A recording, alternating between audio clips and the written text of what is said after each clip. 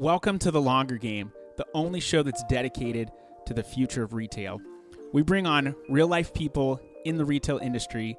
We talk about their experiences, we share their stories, we apply it to what's currently going on in the market, and we look towards the future of retail.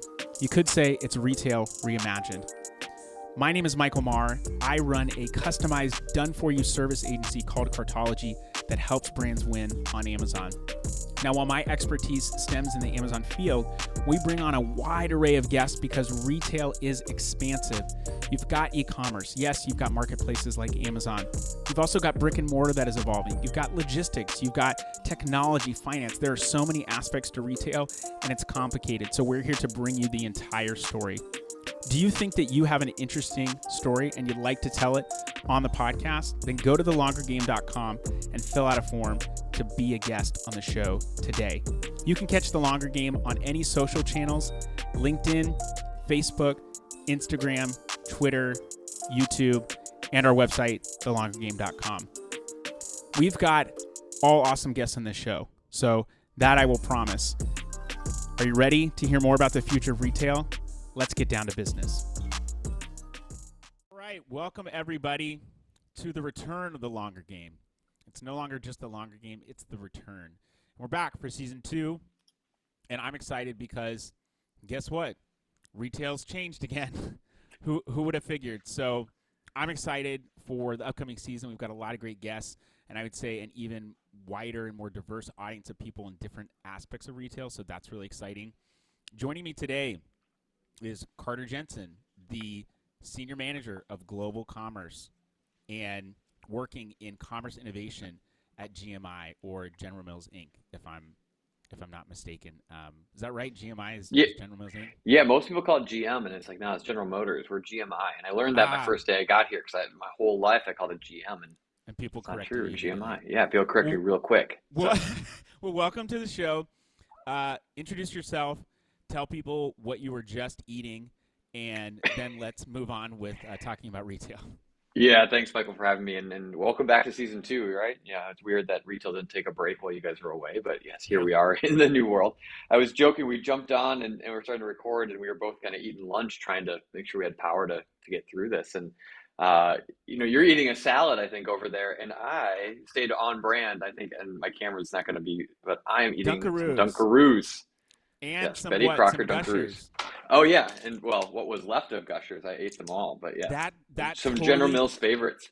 It's crazy because that really does bring me back to being a kid and in my lunchbox having Gushers, and that being like, all right, I just got to eat my sandwich. I have a huge sweet tooth, but like, got to eat my sandwich and these apples, and then I can't wait to get to these Gushers. Well, the thing that did it for me was a fruit roll up and fruit by the foot. Like, we have some projects going on right now with that whole world. And I'm like, oh man, those were good. When you found those in your lunchbox, you're in a really good spot. My daughter's just started getting into fruit by the foot, and what a crazy how long has that been around? The crazy concept, I don't know. It's I got smaller kids at home, and I've been at Mills now for 2.5 years, and I'm slowly throttling up to the good stuff. We started with plain Cheerios. Yeah, right. It went to Honey Nut, and then things got crazy. And now we're slowly making our way through the cereal, our family favorites brands. And I think by the end of this year, I'll be bringing home cases of Dunkaroos and see what my 4-year-old thinks of that whole thing. Food is very important to humans just from a necessity standpoint. Food, water, clothing, and shelter. Those are the basics, right? Yeah. We need to survive. And I'm very thankful to have all those things. Typically, I think about, like, man, I've got access to cold water. Not just clean water, but I can have cold water anytime I want. I know Europeans are not going to care so much about that, but anytime I want it, I can get it, which is kind of incredible. And so I'm very thankful for that. But food digs into this memory component that in nostalgia, and I think from what we've seen on the GMI side, there's a lot of, just in the stuff that we've named, there's stuff that you and I grew up with, and I would say innovative products like fruit by the foot, fruit roll-ups, totally. Like fruit leather, stuff like that. Like that's a food creation, and but it's created super long lasting memories. And now it's something where I see my daughter, who's 9.5, eating it. And I'm like, man, that's just crazy. Good memories. And then, my wife and daughter and I, we talk about, hey, what did you have when you were a kid, when you were eating lunch? And and I was watching a show on Netflix about, it was Chef's Table, but it was all the pizza episodes.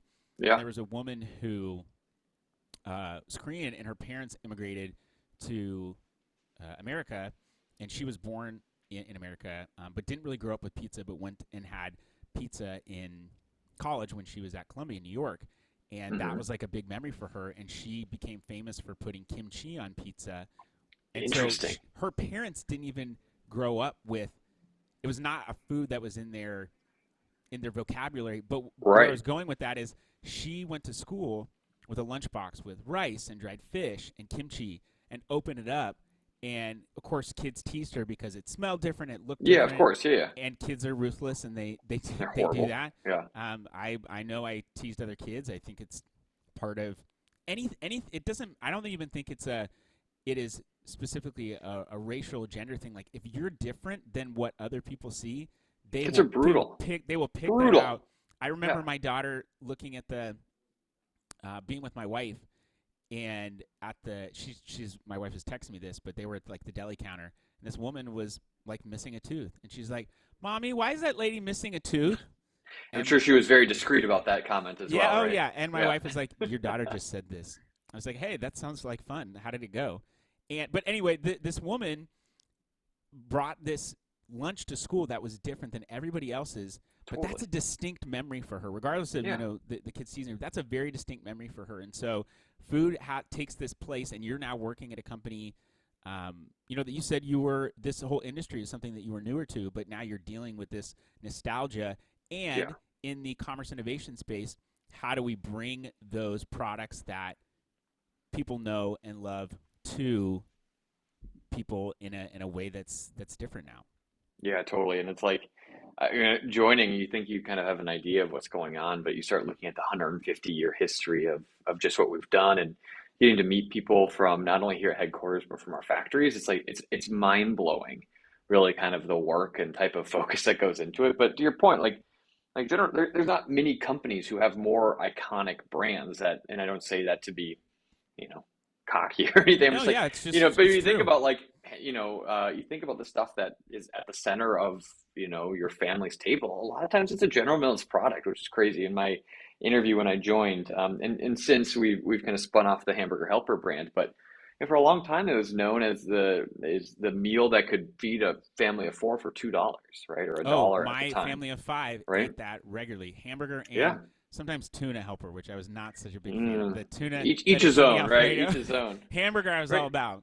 But that's it's such a big deal, right? And it's Yeah. such a staple of so many families. And now you look at, not only Betty Crocker, but, the Pillsbury acquisition and kind of the history that goes behind all of that is just fascinating. And we're not even into cereal yet. Like the breakfast category that was invented and kind of still holds with Cheerios is mind blowing. So I feel about, this big, I feel like, a little speck in this gigantic world, especially with the history we have. But yeah, we're trying to do new things. We're looking to figure out, how are people buying our products and how do we reach people in new Yeah. ways? And, I think that every kind of category of departments here has that, right? Where our food scientists are in the basement in our fleets of kitchens, to your point, like trying to figure out new flavors and new solutions for families. And how do we really kind of meet the new needs of consumers, where we are up here kind of on the commerce and the e-commerce side, working with marketers, working with Yeah. others to figure out they're building these awesome new food solutions, meal solutions. Like, how are we selling them, or how are we getting them to consumers in different ways? And I don't know, it's pretty incredible to be able to work with such a old and kind of traditional set of brands, but at the same time, like to your point, like we got Dunkaroos back with great success, and kind of bringing brands for the 21st century is Was also a it huge something that focus. actually that went away and then was Yeah, like it remanufactured again? Okay. it went away for a while, and they launched. I don't know. Someone's going to correct me on this. 2, 3 years ago, they brought it back, and now they're everywhere. I see them. One of the first My daughter campaigns I eats worked them. on, yeah, was Dunkaroos, because when they brought them back, there was such a demand for them, we couldn't do distribution fast enough, right? Oh We wow. couldn't get them back into circulation, and so funny story, we launched like basically a D2C site just to like people who were fanatics about these things get their hands on it. We'd actually ship them directly to your front door if you're really after it. And we had a Wow. lot of people. I know I bought a few cases of them, just like gift to people because they're such an ironic or probably more of an iconic Yeah. like gift at the end of the day because people remember them for your lunchbox, right? Like Yep. depending on how old you are. I know for us, like this was like Yeah. a No, that big was in my deal. lunchbox for sure. You had a good day when you saw one of these, and so it's fun to bring them back and see how they are. My wife was always more of a salty potato chip person. She still is. So like she'd forego the brownie or the Dunkaroos for. For Gardettos or Chex Mix, I can see. I got brands all day. There you I'll go. keep dropping on you, I but was gonna say like Pringles or something, but I don't think no, no, that's no. a Keep it in the GMI fam. brand. Keep it But in the that's family so pocket. that's why I let you. That's why I let you lead. Yeah, I right. let you name some of the brands that you work with. One of the questions I have, just hearing you talk, what was the biggest revelation that you had coming into the GMI family? And you said, you think you know what's going on. What was the biggest, or just maybe most poignant thing that you feel like, oh, like I learned this and that was not something I was expecting? Yeah, I mean, I think you have like the corporate side of things, and you have like the consumer side of things. Like coming into a corporation the size of GMI is always fascinating, right? Sure. Understanding who does what, when, where, and why, and how you fit in that org and how you get The things done. titles in organizations, big Oh my corporations, gosh, yeah, I do not understand. I was at an event, an Amazon event, 2 weeks ago, and the titles were like lead technician engineer, and I was like, what? Like, yeah. I have no idea what that means. But the thing is, like, they actually mean something in I'm the sure it corporation. does. So you're like, you got to like hang on to it. And everyone kept telling me, General Mills is very, specific on titles and your rank and all that. And like, I thought that was gonna be a bad thing. It's actually helped a ton, to tell you the honest truth, because you quickly know who you're walking in the room with and how Okay. set up. So like, you never have a surprise meeting on Friday afternoon with someone who you're like, oh, I should have really prepared more for that. The Okay. titles Yeah. do That's actually echo, and so, coming from like a workforce, when you're trying to navigate, it's like it's a nice little key to kind of understand where everyone sits within the org and who reports where and why. And so there's like the silver lining maybe to the title game. But yes, it is a title game for sure. okay. For the consumer side, like I think, for what this is, I think the song and or the dance we do in order to figure out how do we continue to serve consumers, but also look at realistically the relationship with our brands happens at retailers, right? Hmm. And just understanding the ecosystem and the effects on marketing, on sales, on commerce that has, right? Like everyone knows Cheerios at General Mills, but like you buy that at Walmart, right? And you buy that at Target, Yep. right? So when we think of like commerce innovation, and again, we can make fun of titles that we want, but it's like, some of our biggest customers, Target or Walmart, are the people who've been innovating the most in commerce, especially over the last 3 or 4 years, right? Yeah. Doing BOPIS or like all that Yeah, step right. buy And online, pick up in store, and Amazon's getting into the game with that sure, now. So, but I think that's been huge, especially for people during the pandemic. Hey, totally, I want to feel safe. So I want to buy online and pick up in store, and it turns into a convenience thing that people realize. 100%. Oh, the utility of this is great. I don't have to go into the store. I can sit on my couch, or maybe I'm on the toilet. Who knows? People do stuff Yeah, on the who knows, toilet, right? and they're putting together their list, and then they go and pick it up, and it saves them time. They're able to, kill two birds with one stone. I think Yeah, that out of necessity is the mother of invention. So the pandemic, I mean, that stuff was around before.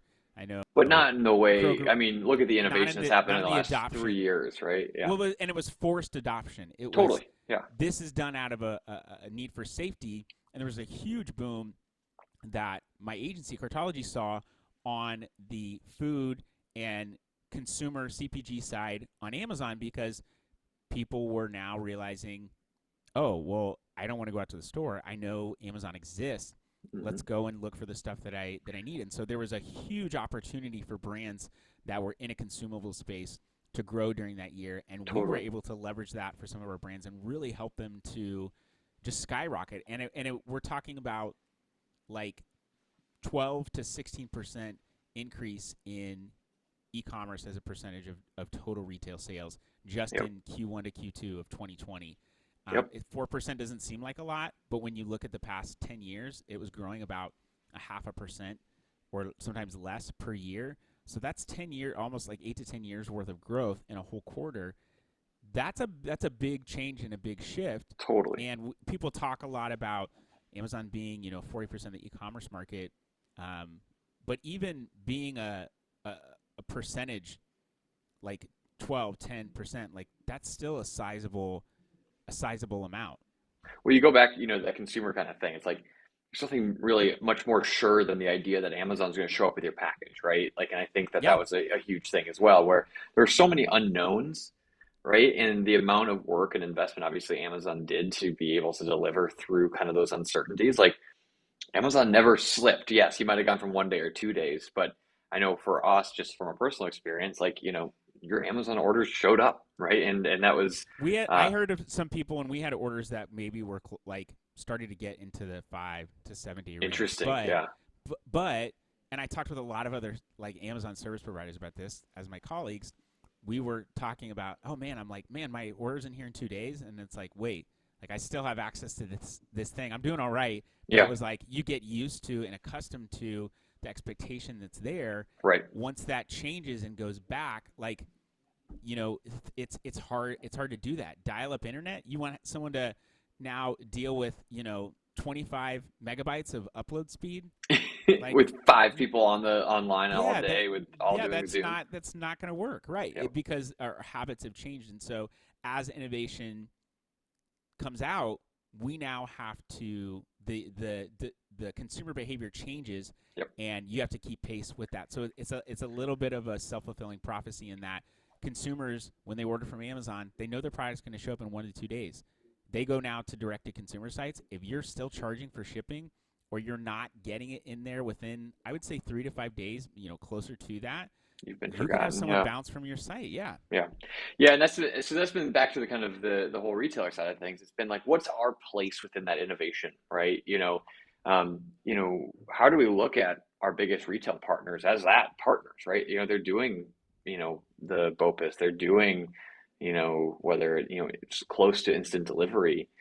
And, how are we reconfiguring our offerings, our messaging, our products based on how we know that? And how are consumers changing their habits? Like, I always think of, for our family, and it sounds like you got a couple of younger kids as well. It's like, we usually run out of mac and cheese by Thursday, right? Or we usually run out of some certain things, but the stock of grocery runs every Sunday. It's like, all right, we're now in a spot where we're doing restocks like every 3 days, right? Yeah. Because of curbside, because of the ability to It's ship things easier to really do. fast. It's easier to do. So like for General Mills, like how does that shift not only like our marketing, our messaging, our offerings, but I mean it shifts like product kind of configurations as well. Like, what does that mean now that, really what we're seeing is, yes, necessity drove the innovation, but it also now is enabling new consumer kind of habits, right? So what are we doing about it? And how do we maybe double down on some of those?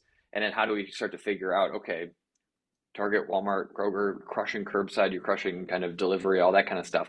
What are the other opportunities that we have to kind of partner up and figure out what that might look like? So that going back to the core question of like, what the heck surprised me, right? It's like that dance and that kind of, middle ground of like, okay, we have a lot of tools here and a lot of them are overlapping. Like, what is the best kind of next place to put that dollar to make sure we're serving consumers and helping our customers and utilizing kind of the power of the network in the best way possible?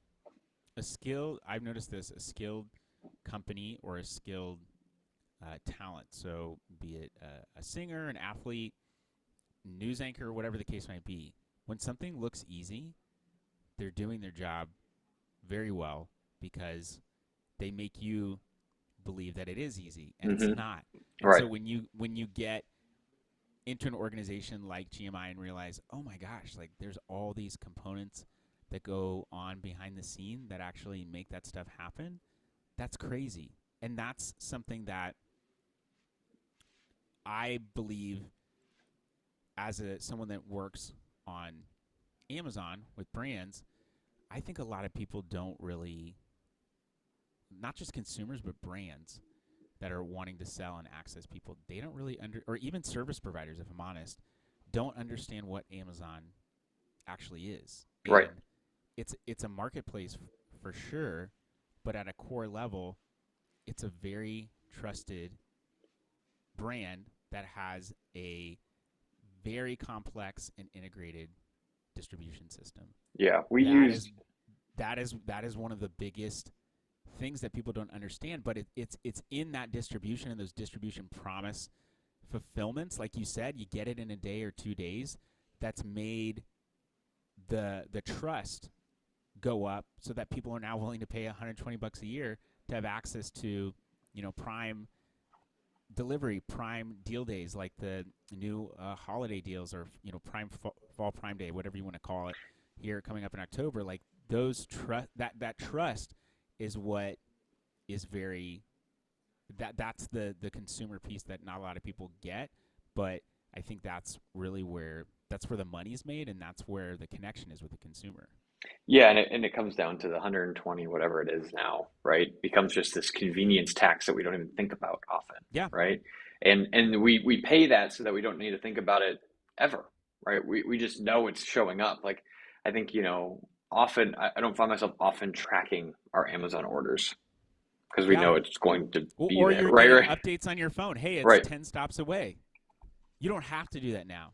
So right. if you go to a site and you're like, why am I having to look up when my when my order is going to show up? Yeah, That seems totally. crazy. So getting preemptive notifications, I think, is something that is big now. Yeah, we've used multi-channel fulfillment through Amazon for a couple different projects, and Okay. it's fascinating just to understand, and obviously our Amazon teams are way in depth to that, and we have a pretty advanced relationship with them for our core brands. But for some of these smaller kind of initiatives, like what would MCF look like? And it was fascinating just to get a peek kind of behind the curtain a little bit, go one step further into that ecosystem. Exactly what your point is. It's like just incredible the amount of moving parts that have been built in such a robust way that we take for granted. The fact that, in less than a day, often we have something that is fulfilled without thinking about it.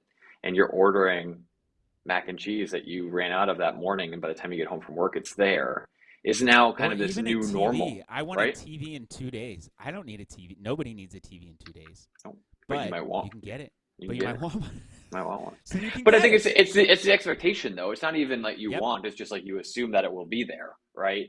And I think that's what's often not fair. Well, no, it's not fair. It's just the reality. It's just like the fact that we have been so accustomed to this idea that it's a seamless, connected experience that gets there fast, and that's just what we assume everything needs to be. Because if Amazon can do it, why can't you? And you go back to these D2C brands, you're like, you're charging for shipping. It takes 6 days to get there, and you have to check and maybe like call customer service because it's still not there on Yeah. day 8. Like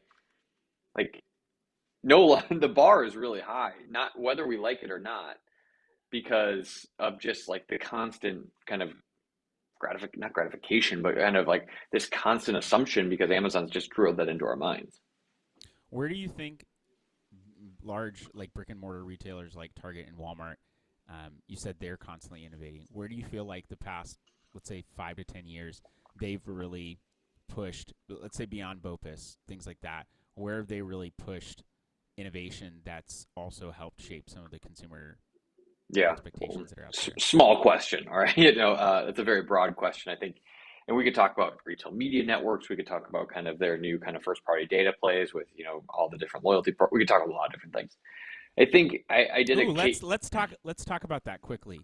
A lot of people don't understand that when you become, like a Kroger Plus member or something like Mhm. that, uh, people and I think there's this opening perspective of, as tech companies, people will start to realize, oh, all my data is getting sold to someone, and someone's now targeting, and they know what my behavior's like. Duh. How did you not think that was happening? But things like Kroger Plus, that's a way to access your data and now track your purchasing and see what you're buying and offer certain coupons to you. So that's like, data collection is not new. How it's happening might be different, but and this is something I think when it comes to just retail in general, the basics don't really change. Yeah. What do you have to do to get consumers to purchase your product? You Well, have to have a great product.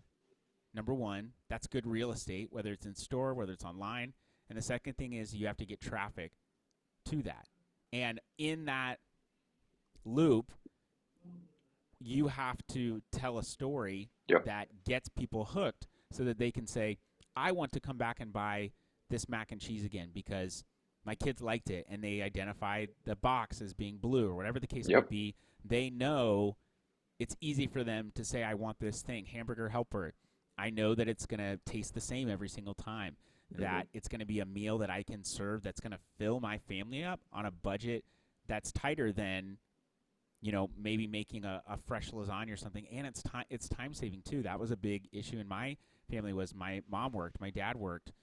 My dad went back to med school when we were like uh, 3, 5, and 7. Hmm. So that was interesting, but it meant there was a lack of time for us to do a lot of things. And so things that were quick but that could fill us up, that was important. Yeah, totally. So I was going to say, obviously you touched on kind of the first party data piece. I think one of the things that I believe when you look at some of these retailers, we mentioned Target, Kroger, Walmart, obviously everyone's got their own kind of small delineation, but like I think what was interesting about what they've been doing, and it was a great lead into my actual answer to this whole thing, was this idea that, yeah, of course they're collecting data. Of course the loyalty programs are fueling this thing. But like I don't think there's a better example of how that data has been flipped to benefit the user so directly, right? So hear me out on this one. Like, if you think of like, I'm just gonna pick on Target because it's down the street from us, but like, if you think of like the Target ecosystem, right? The seamless connected experience that they create between the .com, the app, BOPIS, Yep. curbside, in store, like, I mean, the thing is flawless, right? Like, and the connected ecosystem that is being built there is amazing. And if you think about it bends and flexes and morphs to whatever your family needs. Like yesterday, we ran to a physical store because we had to get gloves. It was the first cold morning here in Minnesota, and we Okay. had to get gloves for the kids before they went to daycare, right? So I'm like, okay, Target opens at 8.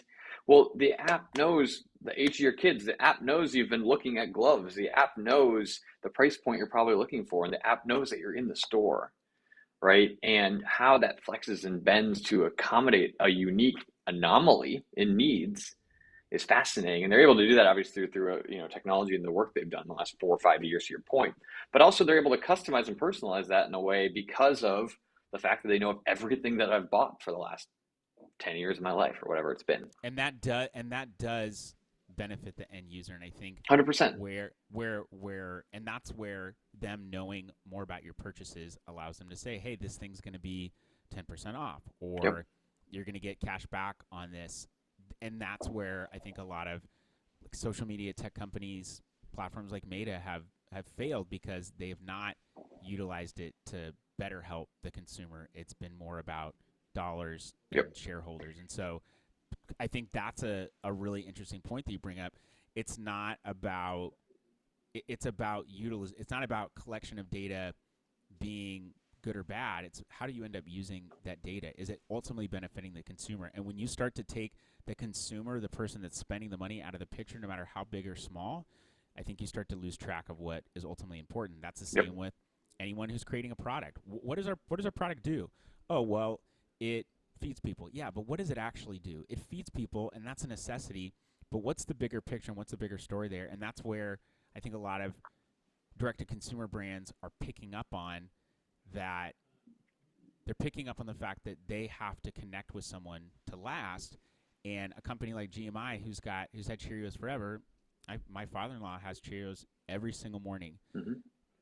with breakfast. Whatever else he has, like it's always a bowl of Cheerios too. And Yep. so that's something that he's got a commitment to.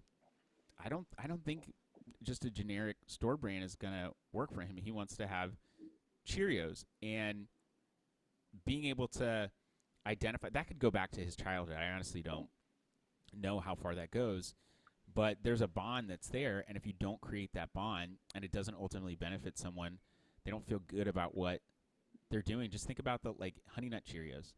You think about that little bee now that's been along so many like side so many celebrities. I if I think about Honey Nut Cheerios, I'm thinking about that bee, and like that's something that's conscious in my mind, and maybe makes me feel a little bit better about when I'm purchasing. Maybe it makes me a little bit more excited. Totally.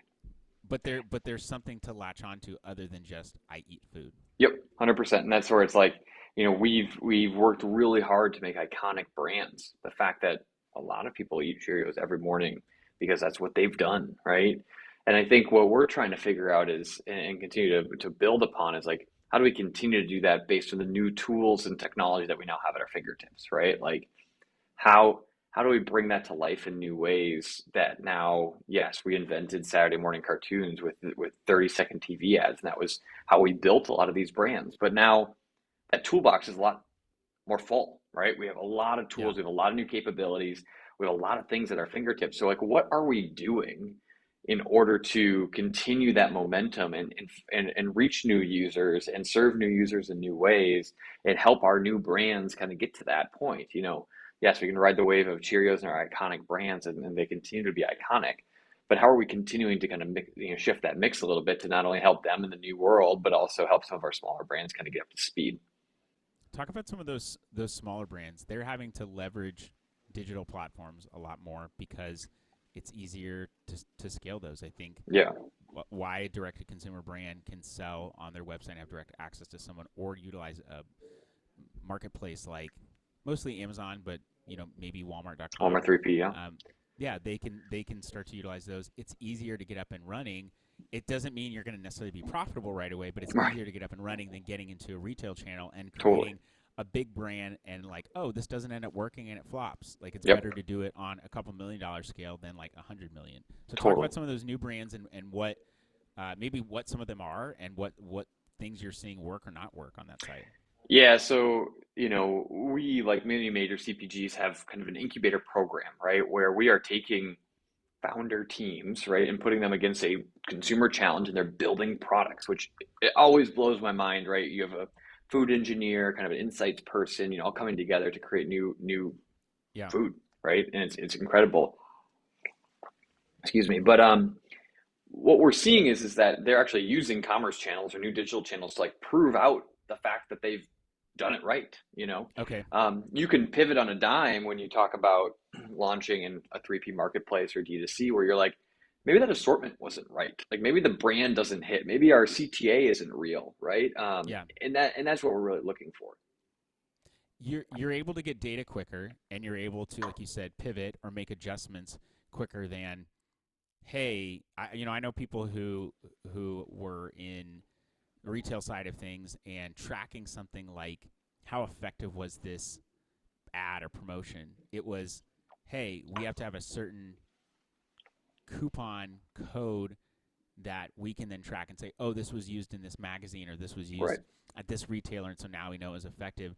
You're not able to say, oh, well, when I changed this image on my listing on my site or on a 3P marketplace, my conversion rate increased, or when I added a video, it increased, or when Yeah, the I took tools this we away, have. it decreased. And it's crazy is they'll actually take that back and they could reformulate the entire thing, right? Like we have teams that are going from Yeah. smoothies to bars to fruit leather, right? Like, it's like it's incredible to see because they thought at one point in time they had an insight that says, oh, this group wants that.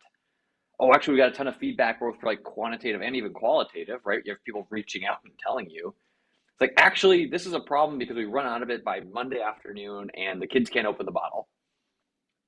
Okay, Yeah. like how and we've then invested or applied appropriate effort to get that type of feedback that you might not uncover in a focus group, and we're using those D2C tools or 3P marketplaces to say, cool, let's just pull it down and we'll recalibrate and do it again. And that's a really interesting way I think we're using some of those new channels. So the path to innovation is quicker because you can get more Just data you're and just probably, cruising, yeah, yeah, it's iterative and you likely don't have to waste as much money on a totally. test of something where you can say, hey, this data set that we're seeing, this we believe that this helps us to prove what we need. Yep, The past, 3 months of what we've seen people click on or what we've seen people interact with. Hey, maybe it's not the product, maybe it's the brand messaging. How can we adjust that? How can we A/B test that stuff? There's a yep, lot of new, like you said, tools in the toolbox, and so you're able to test things and do it in a quicker way. And everything is so fast these days, and yet it's not. right, What I mean by that is you can test something for your new product very quickly, but actually proving that it's going to be profitable, that's still gonna take time. If totally. you're building a brand, a Yep, lot of people want to get on a channel like Amazon and say, great, like there's a couple misconceptions, but one of them is, great, we're going to start selling and we're just going to start making money. You're going to start making money, but you're going to be spending a lot more than you're making initially. And if you're wanting to grow and scale somewhat quickly, if you've got a great product and there's not a ton of other people in the marketplace, you could sell your product and not push it as much on advertising and could potentially start to build more of an organic following there. But, you know, because innovation happens so quickly, someone could come on the market and copy you, and maybe they're going to put it in front of people's faces quicker, and Yep. they're going to put more money behind it, and so they now have an opportunity. I don't think it matters who comes up with something first. It's who did it better. Yep. Apple Totally. is a great example of a company that didn't necessarily come up with things first, but they took the time to do it well and got a really strong brand because of that. They didn't come up with the first smartphone, laptop, anything like that, but then they've been able to pitch it in a way that people can interact with, like the PC versus Mac guy. Like, hey, I'm a Mac.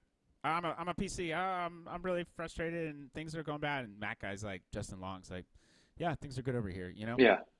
So Just it it's a doesn't. back to kind of the first point, right? It's like, you look to those brands as a point of trust. You don't have to think about it, right? Like if you go back to Yeah, kind they of the make it look Amazon point easy. that you've done earlier, you make it look easy because all the work is happening behind the scenes, but from a consumer perspective, it just works, right? And I think when you look at, whether it's Amazon or some of these new products, if you go back to the retailer question, it's like, yeah, it just works. Like, and families, people today don't have time to worry about where their order is, right? And so relying and delivering those types of things is imperative. Carter, tell people if they want to find you or they want to know more about you or things that you're working on, where can they find you? Is it going to be under a box of Dunkaroos? Is it going to Yeah, be when you're we're in line at inside every Target at 8 in the Cheerios morning? box. Yeah, no. LinkedIn is probably the best way. We love to share stuff. So we're sharing that, kind of some of our new launches every single week on Okay. LinkedIn. And I would encourage you, go check out even generalmills.com and just see, like, I continue to be blown away at the amount of brands. And maybe you'll find something like Dunkaroos that you want to get back into next time you head to Walmart or Target and maybe get a blast from the past in terms of your childhood lunchbox and pick one up. So, yeah, that's where you can find us. Yeah, you brought up an interesting point, which is there's a lot of different places to learn about something, and now you can learn about something online and go pick up in store if you want. Maybe you don't want to buy a case of something and you just want to buy an individual one. That's where the benefit of going in store is.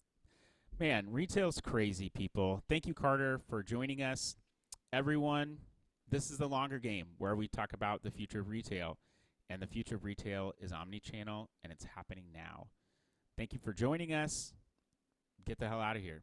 Bye. All right, that was the show. What did you think? That was the longer game. We would love for you to share the show with other people and to leave us a review of the show. So go to iTunes, go to Spotify, even go to YouTube, comment, leave a review, and share this on any social channels that you are active on and wherever you have influence. We want to share this story and stories like it to as many people as possible. Do you have a compelling story and do you want to come on the podcast and talk about it, and you're in the retail industry, then go to thelongergame.com, fill out a form, and we will contact you about coming on the show. You can find us on any social channels, Instagram, LinkedIn, Facebook, Twitter, and you can go to our website, thelongergame.com, to actually read all of these episodes in blog form in text, because we know not everyone's going to listen. This podcast is brought to you by my agency, Cartology. We are a customized, done-for-you service agency that helps brands win on Amazon. It is super complex selling on the Amazon Marketplace. We help simplify that for you. This podcast is also brought to you by Podcastify Me. They are a full-service podcast production company that designs podcasts around people who are paid for their advice. That is coaches. If you want someone to help create, strategize, and distribute your podcast to the masses, go to podcastify.me to find out more. I've so enjoyed that you've been a part of the conversation and that you've given of your time to hear these people's stories. We'd love for you to share. If you want to find out more, just go to thelongergame.com. Hope you have a great rest of your day. Stay blessed. And until next time, cheers.